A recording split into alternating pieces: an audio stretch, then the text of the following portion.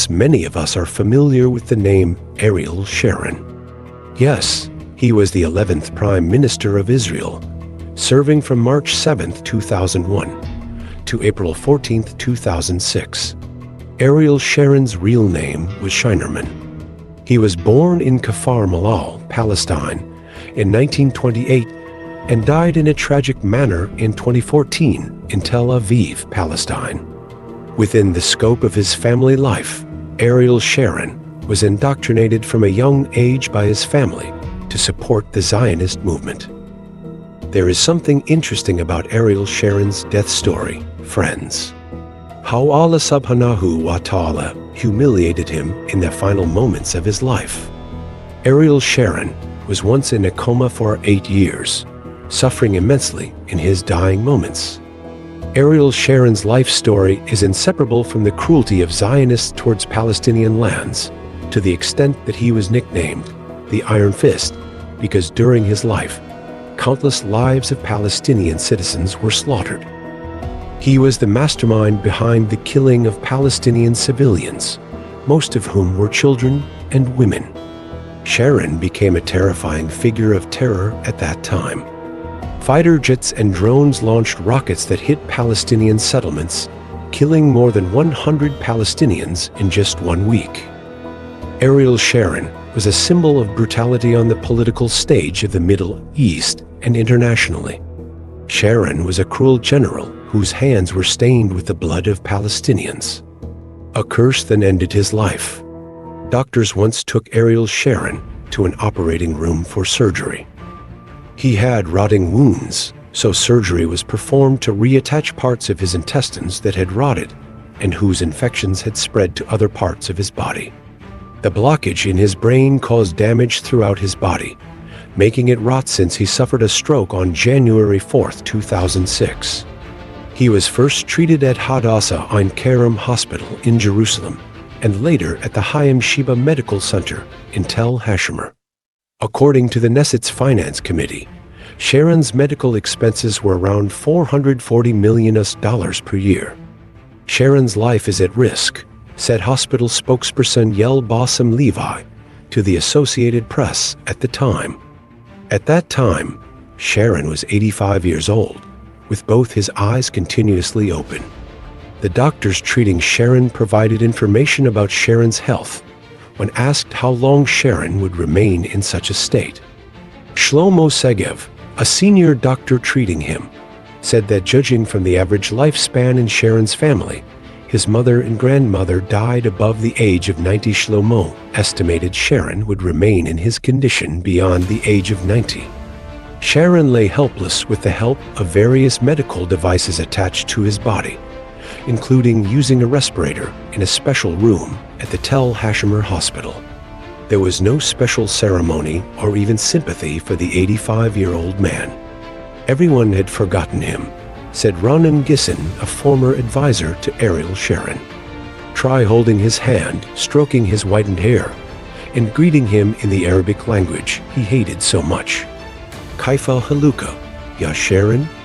When Sharon suffered a stroke, an Israeli television crew managed to capture footage of him in the back of an ambulance. He was lying half-seated in a conscious state.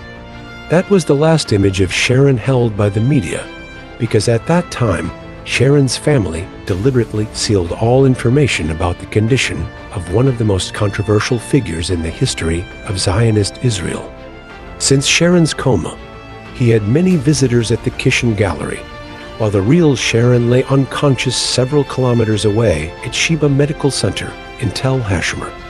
Sharon, often called Arik, suffered a severe stroke, causing his brain to be flooded with blood. Several international media reported that he had died. Yes, Sharon was dead. That was understandable because, after being declared stable on January 5, 2006, by the medical team at Hadassah Hospital, the next day, Sharon was returned to the operating room.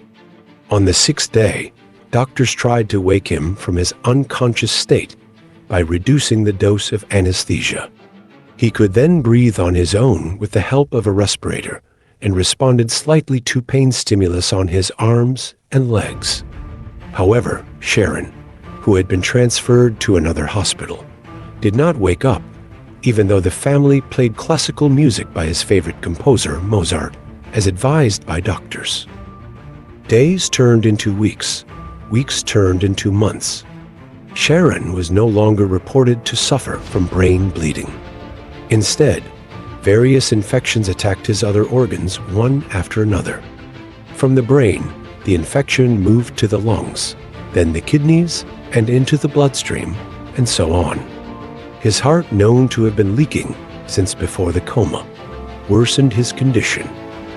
The medical team treating him only reported two things about Sharon.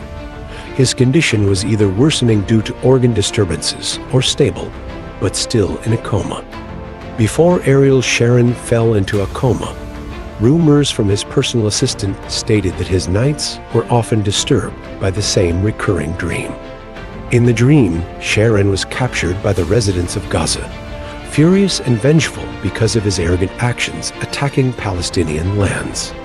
In the dream, Sharon was tortured, his hands and feet chained, paraded around Gaza City, and then thrown into the fire.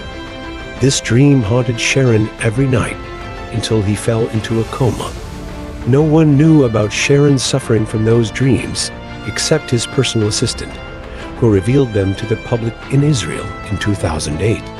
The Israeli public broadcasted the news, which was then quoted by West Asian media and continued to spread. Thus, we witnessed the condition of Allah subhanahu wa ta'ala's enemy. Sharon was a ruthless enemy of Islam and loved to spill blood. The blockage in his brain caused damage throughout his body, causing it to rot, but he remained alive. At the age of 14, Ariel, who expressed his support for Zionism by attacking the Palestinian people, began to join armed organizations. He joined the Haganah Mafia group and years later entered the Alexandroni Brigade Infantry Unit of Israel as a soldier who liked to carry out brutal attacks. Ariel, who then served as a commander, continued to spread terror against the Palestinian people. In various battles Ariel experienced, he was injured and almost killed. His military career continued to rise. In 1949, he was trusted to lead the Golani Brigade Reconnaissance Combat Unit. Not only did he pursue a military career, but in 1950, Ariel entered the Hebrew University of Jerusalem, majoring in Middle Eastern history and culture. Because the Israel-Palestine conflict escalated, a year later, Ariel returned to the Israeli military with the rank of major and led a special unit, Unit 101. This special forces unit tasked with ambushing Palestinian guerrillas was known to be very cruel. In 1953, they massacred 69 Palestinian residents. Due to the massacre, Ariel earned a new nickname, the Butcher of Beirut. War after war was fought by Ariel, from the Suez War, the Six-Day War, to the Yom Kippur War. The wars that made Ariel Sharon's name fluctuate apparently kept his fate lucky, as he managed to achieve the rank of Major General. A photo of Ariel with his head wrapped in bandages while fighting at the Suez Canal even became a symbol of Israeli military strength. After the war, Ariel was elected as a member of the Knesset, similar to a cabinet in Israel. However, in 1974, Ariel resigned from the Knesset and retired from the military world. Ariel then joined a political party that later became his vehicle for success, the Likud Party. Besides being active in the party, Ariel was also trusted as an advisor to Israeli Prime Minister Yitzhak Rabin. In 1977, Ariel returned to the Knesset and received the position of Minister of Agriculture. From 1981 to 1983, Ariel served as Minister of Defense. During that period, the war between Israel and Lebanon reignited, marked by the dark incident of the massacre of 3,000 Palestinian refugees in the Sabra and Shatila camps by Falangist militias. The Israeli army, which invaded Lebanon under Ariel's orders, was considered to have failed to protect the refugees and accused of allowing the massacre. Ariel's name was tarnished, and the man labeled the Butcher of Beirut chose to resign. In 1984, Ariel made another political maneuver by rejoining the Knesset. Several non-violent positions were held by Ariel, including Minister of Industry and Trade, Minister of Housing and Construction, and Minister of Infrastructure. In 1998, he became Foreign Minister. In 1999, when Benjamin Netanyahu coincidentally resigned as chairman of the Likud party, Ariel stepped forward to replace him. That position made Ariel easily ascend to the position of Israeli Prime Minister in February 2001. As Prime Minister, Ariel once again made controversial moves. He formed a national unity coalition and pushed for Israeli-Palestinian peace, a political step he had previously opposed. Ariel even ordered the withdrawal of Israeli troops from the Gaza Strip. This step caused the Likud party to split. In the Gaza Strip, security began to be controlled by fighters who later overpowered Israel, namely Hezbollah. The split within the Likud party angered Ariel. Shortly afterward, in November 2005, he formed a new party named Kadima. Ariel Sharon's political career and tenure as Prime Minister ended when, in December, a stroke struck him. After more than 100 days unconscious, Ariel's position was replaced by Deputy Prime Minister Ehud Olmert. When Israeli troops were defeated by Hezbollah, and Prime Minister Ehud Olmert had to take responsibility for the defeat, Ariel Sharon knew nothing. The former general, known for his cruelty, remained in a coma at Sheba Medical Center. On January 11, 2014, Ariel Sharon tragically passed away after 8 years in a coma and living without a respirator. Wallahu Alam Bishoab. May this story be beneficial. Forgive me for any mistakes. The truth comes from Allah subhanahu wa ta'ala, and errors or shortcomings come from me as an ordinary human being. See you in the next meaningful and exciting stories. I conclude. Wassalamu alaikum wa rahmatullahi wa barakatuh.